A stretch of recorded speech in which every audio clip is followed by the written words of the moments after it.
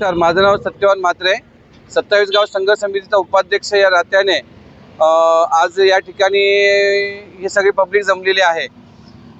कल्याण डोंबिवली महानगरपालिका एक दरोडेखोर महानगरपालिका आहे। ज्या बिल्डिंग बंद आहेत त्या बिल्डिंगला 4-4 लाखाचा टॅक्स दिलेला आहे आणि त्या बिल्डिंग सील करण्यासाठी ते लोक तिथे आलेले आहेत, येतात आणि त्या लोकांना धमकी देतात की तुमचे घर सील करू, तुमचे गाळे सील करू।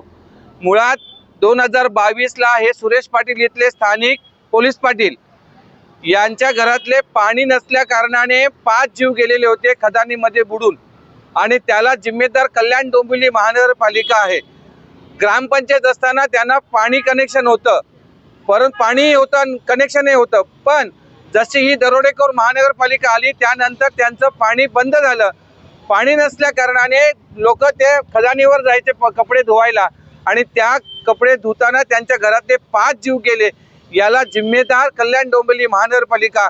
जर तुम्ही सुविधा देत नाही तर तुम्हाला कर वसूल करायचा अधिकारही नाही आहे। ज्या कनेक्शनला पाणीच नाही आहे त्या कनेक्शनचं बिल देखील हे लोक वसूल करत आहेत। हे पठाणी पद्धतीने या लोकांचं वसुली चालू आहे, आणि या संघर्ष समिती या सर्व देसलेपाड्यातील आणि 27 गावातील जनतेबरोबर ठाम उभी आहे, शेवटपर्यंत उभी राहणार। आणि जोपर्यंत 27 गाव संघर्ष समितीला न्याय भेटत नाही आणि या दरोडेखोर महानगरपालिकेतून आम्ही मुक्त होत नाही तोपर्यंत आमची लढाई सुरूच राहणार आहे। धन्यवाद।